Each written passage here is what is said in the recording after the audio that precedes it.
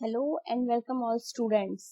हम पढ़ रहे हैं भारतीय राष्ट्रीय आंदोलन एवं संवैधानिक विकास, जो बीए पार्ट 3 का पेपर 8 है। इसकी लेक्चर सीरीज का ये 8वां लेक्चर है और आज हम इसमें पढ़ेंगे भारतीय राष्ट्रीय स्वतंत्रता आंदोलन जो था उसका एक ऐसा चरण जो क्रांतियों और क्रांतिकारियों और उनके तीव्र गतिविधियों पे आधारित था, जिसे हम क्रांतिकारी आंदोलन कहते हैं, अमितवादी आंदोलन भी कहते हैं और रिवोल्यूशनरी मूवमेंट भी कहते हैं। तो ये आप जान लीजिए। इसमें एक चीज जानना बहुत जरूरी है कि हम हर चीज इसमें अपने सिलेबस के अकॉर्डिंग चल रहे हैं। तो सारे स्टूडेंट्स को मैं ये बता दूं कि ये हमारा सिलेबस है और इसमें हमने सबसे पहले भारतीय राष्ट्रीय जागरण पढ़ लिया है, फिर भारतीय राष्ट्रीय कांग्रेस का जन्म, फिर हमने भारतीय राष्ट्रीय कांग्रेस का चरमपंथी और नरमपंथी कार्यप्रणाली, सिद्धांत और आंदोलन क्या था वह देख लिया। इसके बाद हमें प्रथम विश्व युद्ध एवं इसका भारतीय राजनीति पे प्रभाव पड़ना था।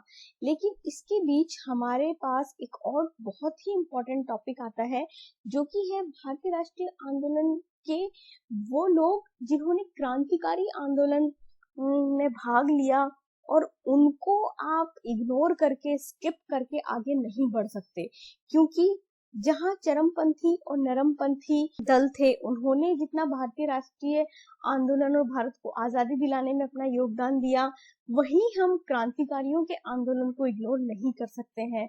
और एग्जाम के पॉइंट ऑफ व्यू से भी ये इतना इम्पोर्टेंट है कि आपसे मल्टीपल चॉइस क्वेश्चंस उसमें से पूछा जा सकता है।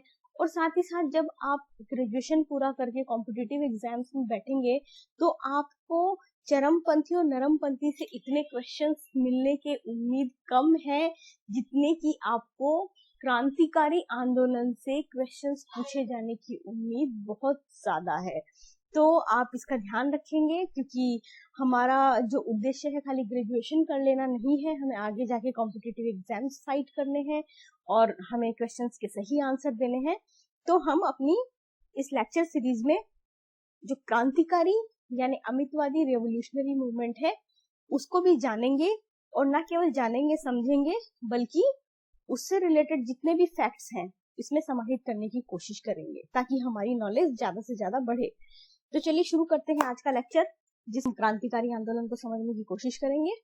तो स्टार्ट करते हैं। भारतीय स्वतंत्रता आंदोलन को देखिए, समझने के लिए हमें कांग्रेस की स्थापना को समझना आवश्यक था। और कांग्रेस में दो दल उभर रहे थे, उदारवादी उभरे, उसके बाद उग्रवादी आए। तो ये दोनों विचारधारा के आंदोलन को समझने के साथ हमें एक और आंदोलन भी समझने की आवश्यकता है, जो है क्रांतिकारी आंदोलन, जिसके बारे में हम अभी बात कर रहे थे। तो क्रांतिकारी आंदोलन क्या था? ये भी उन्हीं घटनाओं का परिणाम था जिसके कारण उग्र राष्ट्रीय आंदोलन का विकास हुआ, जैसे कि जो अंग्रेजों की नीतियां थी। तो यह वास्तव में उग्र आंदोलन था। ये उग्र किस परिप्रेक्ष्य में हम इसको बोल सकते हैं कि ये उखाड़ फेंकने के लिए किया गया आंदोलन था। अंग्रेजी सरकार के साथ तालमेल बिठाने वाला आंदोलन था उदारवादी, कि हम इनसे संवैधानिक रूप से अपनी बातें मनवा लें, इनको प्रार्थना पत्र वगैरह दें। उग्रवादी आंदोलन करते थे, धरना प्रदर्शन, बहिष्कार, ये इनकी नीतियां थी। लेकिन उससे भी अधिक तीव्र थी हिंसा, इसमें हिंसा शामिल थी। और हिंसात्मक जो था वो इन दोनों से एक नेक्स्ट लेवल का आंदोलन था, जिसे कहते हैं क्रांतिकारी आंदोलन। और इस आंदोलन के जन्म के पीछे भी मुख्य कारण क्या था? जो ब्रिटिशर्स की प्रतिक्रियावादी और दमनकारी नीति। जैसे जैसे उदारवादी आए, अंग्रेजों की नीतियां और ज्यादा कठोर होती गई। फिर उग्रवादी विचारधारा के कारण नीतियां और ज्यादा कठोर होती गई। तो अंग्रेजों की दमनकारी नीतियां बढ़ती गई और प्रतिक्रियावादी उन लोग के कानून आते रहे। उसकी वजह से एक ऐसा तबका उभरा हमारे समाज का, जो कि अंग्रेजों की नीतियों का मुंह तोड़ जवाब देना चाहता था। तो उसकी वजह से जो मूवमेंट हुआ उसे हम कहते हैं क्रांतिकारी आंदोलन। अब आप देखिए इस आंदोलन की नीति, विचारधाराएं और योजनाएं क्या थी। प्रबल प्रचार के द्वारा शिक्षित वर्ग के मस्तिष्क में दासता के प्रति घृणा पैदा करना। जो पढ़े लिखे लोग थे उनके दिमाग में दास्ता के प्रति घृणा पैदा कर देते थे, ताकि दास्ता किसकी, अंग्रेजों की, ताकि अंग्रेजों की जो शासन है उसको उखाड़ फेंकने के लिए एक शिक्षित वर्ग उठ खड़ा हो। ये इनकी प्रमुख नीति थी। उसके बाद जो उस वक्त तक के अमर शहीद थे भारत के, अभी तक जिनको अंग्रेजों ने जिनके ऊपर अत्याचार किया, जैसे कि आपने नाम सुना होगा लाला लाजपत राय प्रदर्शन कर रहे थे और उस दरमियान अंग्रेजों की लाठियों के प्रहार से वो शहीद हो गए। तो इस प्रकार के जो शहीद थे उनके चरित्रों की प्रेरणा से स्वतंत्रता के लिए जनता में उत्साह जागृत किया। प्रदर्शन, आंदोलन, जुलूस, स्वदेशी, सम्मेलन, बहिष्कार, अब आप बोलेंगे ये सब तो उग्रवादी विचारधारा वाले थे, वो भी करते थे, लेकिन ये क्या करते थे, इन सब के द्वारा ब्रिटिश सरकार को व्यस्त रखते थे और अपनी अलग से योजनाएं बनाते थे जो बहुत उग्र होती थी। फिर ये नव युवकों को क्रांतिकारी आंदोलनों में भर्ती करते थे, उन्हें सैन्य प्रशिक्षण प्रदान करते थे, एक मिलिट्री ट्रेनिंग देने का भी इनकी योजना थी। फिर अनुशासन सिखाना, फांसी और भूख के भय को दूर करना। जो क्रांतिकारी थे जिसमें कि आप सबसे ज्यादा जो युवाओं को प्रभावित करते हैं वो है भगत सिंह। तो आपने उनके बारे में सुना होगा कि उन्होंने जेल में कितने लंबे समय तक अनशन रखा था, तो वो फांसी, और उनको फांसी भी लगी थी। इनको फांसी और भूख का भय था ही नहीं, तो इस चीज के लिए वो और दूसरे नवयुवकों को भी ट्रेनिंग देते थे। फिर अस्त्र शस्त्रों को इकट्ठा करना, बम का निर्माण करना सीखना, चंदा और डकैतियों के द्वारा धन को इकट्ठा करना और देश में क्रांति लाना। अब अस्त्र शस्त्र, बम वगैरह ये सब फ्री में तो आते नहीं है, इसके लिए इनको फंड रेज करने की जरूरत थी। तो फंड के लिए क्या करते थे, ये चंदा इकट्ठा करते थे, डकैतियां ऑर्गेनाइज करते थे, पैसा इकट्ठा करते थे। जो क्रांतिकारी आंदोलन था उनका उद्देश्य क्या था, इनका मेन जो मोटिव था, इनका मोटिव ये नहीं था कि ये औपनिवेशिक स्वराज्य प्राप्त कर ले। अब हमने पिछले लेक्चर में देखा था औपनिवेशिक स्वराज्य प्राप्त करना किनका लक्ष्य था, उदारवादियों का। फिर या आत्मनिर्णय के अधिकार को प्राप्त कर ले, ये किनका उद्देश्य था, ये था चरमपंथियों का। तो ये दोनों उद्देश्य प्राप्त करने इनके उद्देश्य नहीं थे। इनका उद्देश्य क्या था, पूर्ण स्वाधीनता, पूरी तरीके से इनको आजाद भारत चाहिए था और अंग्रेजी शासन हमारे देश से इनको खत्म चाहिए था, अपदस्थ करना चाहते थे। अमर शहीद भगत सिंह लिखते हैं कि क्रांति का अर्थ यह नहीं कि खून खच्चर हो। अब देखिए इसका मतलब ये भी नहीं, पीछे हमने देखा कि अस्त्र शस्त्र का निर्माण, बम का निर्माण और हिंसात्मक था ये, तो इसका अर्थ ये नहीं है। भगत सिंह समझाते हैं कि खून खच्चर हो, ये नहीं है इसका अर्थ, यह बम और पिस्तौल का धर्म नहीं है।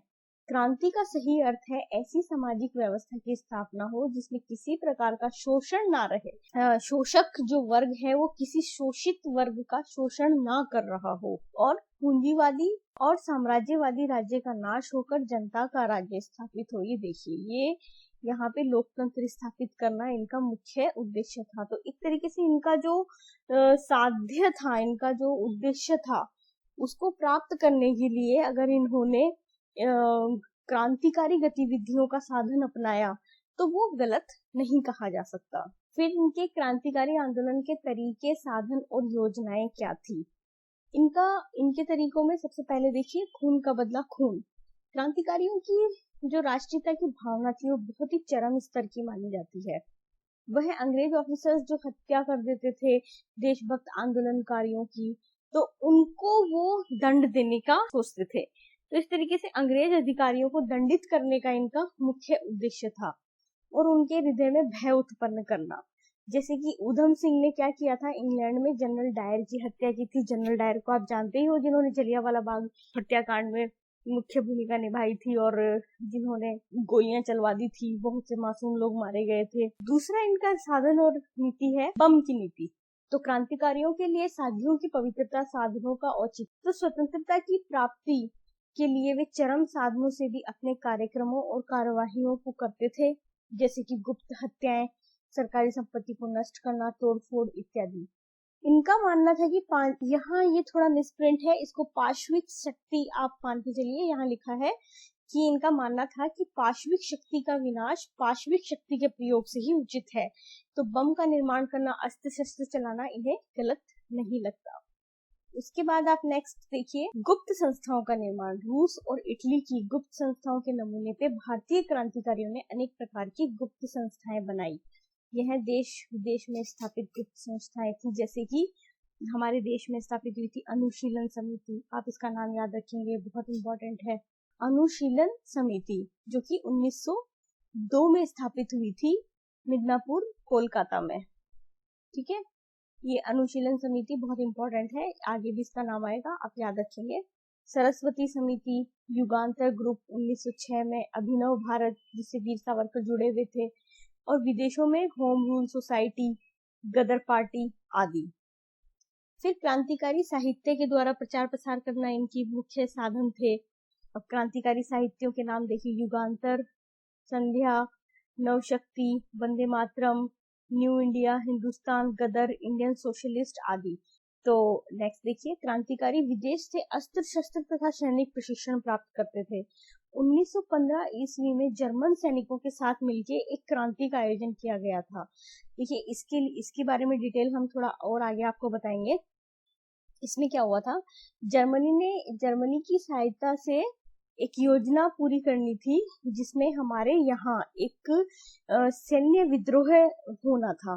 लेकिन क्या हुआ, एक देशद्रोही थे जिनका नाम था कृपाल सिंह, इन्होंने पंजाब पुलिस को सारी योजना की खबर दे दी और इस तरीके से ये असफल हो गया। नहीं तो 1915 में हमारे यहाँ एक क्रांति और होती। इसे लाहौर षड्यंत्र केस इसी से संबंधित है।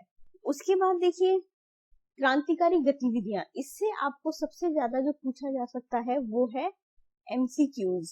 एमसीक्यूज आपसे जो वस्तुनिष्ठ क्वेश्चंस हैं, जो शुरू के 10 क्वेश्चंस आपसे पूछे जाते हैं, वो यहाँ से आपको पूछे जा सकते हैं कि गतिविधियां क्या क्या थी, तो आपको ये सब ध्यान रखना है। तो देखिए बंगाल में क्या था, पहला क्रांतिकारी संगठन जो था वो स्थापित हुआ बंगाल में, याद रखना है, जिसका नाम था अनुशीलन समिति। 1902 में ईस्ट बंगाल के गवर्नर पर जानलेवा हमला हुआ, वो इसी समिति के सदस्यों का काम था। उसके बाद 1908 में प्रफुल्ल चाकी द्वारा मुजफ्फरपुर के मजिस्ट्रेट थे किंग्सफोर्ड, उनकी हत्या का प्रयास किया गया, जिसे अलीपुर षड्यंत्र केस कहा जाता है। इसमें देखिए आपको बहुत सारे फैक्ट्स मिलेंगे, आपको ये फैक्ट्स याद रखने हैं, आप याद रखेंगे। फिर है अरविंद घोष और वारिंद्र कुमार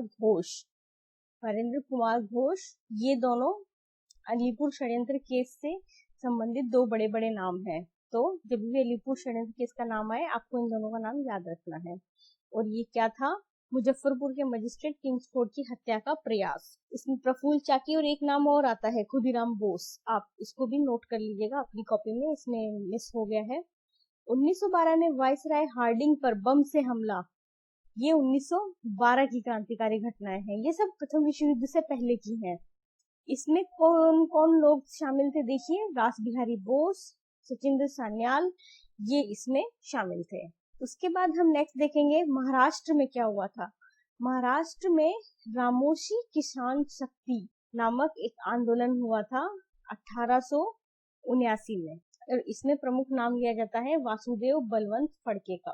फिर 1897 में महाराष्ट्र में ही जो चापेकर बंधु थे, उनके द्वारा पुणे के जो प्लेग कमिश्नर थे रैंड और अरेस्ट, इनकी हत्या कर दी गई थी चापेकर बंधुओं के द्वारा 1897 में। इसके बारे में हमने पीछे भी पढ़ा है अपने पुराने लेक्चर्स में। 1899 में मित्र मेला वीर सावरकर के द्वारा स्थापित की गई एक गुप्त संस्था थी, जो भी बहुत फेमस थी। उसके बाद 1904 में मित्र मेला को अभिनव भारत के साथ मिला दिया गया। अभिनव भारत हमने भी पीछे देखा था, ये सावरकर जी के द्वारा स्थापित की गई संस्था थी। उसके बाद में 1909 में नासिक के जिला मजिस्ट्रेट को मार दिया गया। तो ये महाराष्ट्र की क्रांतिकारी गतिविधियां थी। उसके बाद पंजाब में क्या हुआ, पंजाब में सबसे ज्यादा नाम लिया जाता है लाला लाजपत राय का, फिर अजीत सिंह, आगा हैदर, सैयद हैदर रजा, भाई परमानंद, लालचंद फलक, सूची अम्बा प्रसाद, तो इस तरीके से ये पंजाब में इन लोगों के नाम इम्पोर्टेंट है जिन्होंने क्रांतिकारी गतिविधियों को अंजाम दिया। विदेश में देखिए क्या हुआ। 1905 में श्यामजी कृष्ण वर्मा का नाम बहुत इम्पोर्टेंट है। इन्होंने भारतीय होम सोसाइटी की स्थापना की, इंडिया हाउस की स्थापना की और लंदन से इन्होंने एक पत्रिका निकाली जिसका नाम था सोशलॉजिस्ट। तो इनके ये 3 काम थे, इनको याद रखेंगे। 1909 में मदन लाल ढींगरा ने करजन वाइली की हत्या करी। फिर मैडम भीकाजी कामा जो थी वो क्रांतिकारी गतिविधियों को पेरिस और जिनेवा से ऑपरेट कर रही थी। इन्होंने वंदे मातरम नामक पत्रिका निकाली। तो प्रथम विश्व युद्ध के दौरान फिर कौन कौन सी गतिविधियां हुई उसमें देखिए बहुत इंपॉर्टेंट है ये आपके एग्जाम के पॉइंट ऑफ व्यू से, और आपके कॉम्पिटिटिव एग्जाम्स में भी इसमें से बहुत सवाल पूछे जाते हैं। उत्तर अमेरिका में लाला हरदयाल के द्वारा गदर पार्टी की स्थापना की गई थी और उनके साथ इसमें कौन कौन शामिल थे? रामचंद्र, भवन सिंह, करतार सिंह और सारा भाई, बरकतुल्ला और भाई परमानंद। तो ये लोग लाला हरदयाल के साथ थे और इन्होंने गदर पार्टी की स्थापना की। ये आप याद रखेंगे, गदर पार्टी की स्थापना भारत में नहीं हुई है, गदर पार्टी की स्थापना उत्तरी अमेरिका में हुई है, ये आप याद रखेंगे। उसके बाद क्रांतिकारी गतिविधियों के बारे में जब हम बात करते हैं तो कामागाटा मारू घटना का जिक्र जरूर होता है और इसमें से कॉम्पिटिटिव एग्जाम्स में भी बहुत क्वेश्चंस पूछे जाते हैं। तो ये घटना कब हुई सबसे पहले तो ये जानिए, सितंबर 1914 में। और ये घटना क्या थी? इस घटना में कामागाटा मारू क्या है? कामागाटा मारू क्या था? एक जहाज का नाम था जिसमें 370 यात्री बैठे हुए थे जो कि इमिग्रेंट्स थे और उनको जाना था, जिसमें ज्यादातर पंजाबी थे, इनको जाना था सिंगापुर से वैंकूवर। और इनको क्या हुआ कि कैनेडियन प्रशासन ने 2 महीने तक अपने यहाँ आने नहीं दिया। फिर क्या हुआ कि जब ये शिप कनाडा नहीं उतर पाया तो कोलकाता वापस लाया गया और पुलिस के साथ यहाँ कोलकाता के पोर्ट पे पुलिस के साथ मुठभेड़ में 22 लोग मारे गए।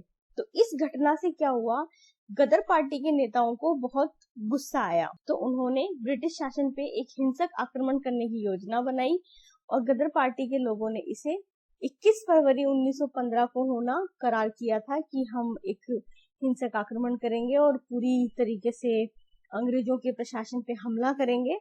लेकिन वो ही जो हमने पीछे कृपाल सिंह वाला पीछे पढ़ा था जिसने उसके पंजाब पुलिस के को उसने सारी खबर दे दी थी और उसकी वजह से वह योजना सफल नहीं हो पाई और ये आक्रमण की योजना असफल हो गई। तो इस तरीके से ये था हमारा भारतीय राष्ट्रीय आंदोलन का जो क्रांतिकारी चरण था। ये जो क्रांतिकारी आंदोलन था इसके माध्यम से हमारे देश के जो क्रांतिकारी युवा थे वो एकजुट हुए, संगठित हुए और उन्होंने अंग्रेजी शासन को उखाड़ फेंकने का पूरा प्रयास किया और उन्होंने जनता के मन में अंग्रेजी शासन के प्रति जो गुस्सा उत्पन्न किया उस गुस्से से अंततः हम स्वतंत्रता प्राप्त करने में सहायता मिली। ये था क्रांतिकारी आंदोलन। नेक्स्ट अब हम अपने सिलेबस का जो चौथा यूनिट है नेक्स्ट लेक्चर में करेंगे जिसमें हम प्रथम विश्व युद्ध और इसका भारतीय राजनीति पर प्रभाव क्या था, जिसमें हम 1909 से लेकर 1919 तक की जितनी घटनाएं हैं वो सब देखेंगे। तब तक के लिए thank you so much. Thanks for watching the video.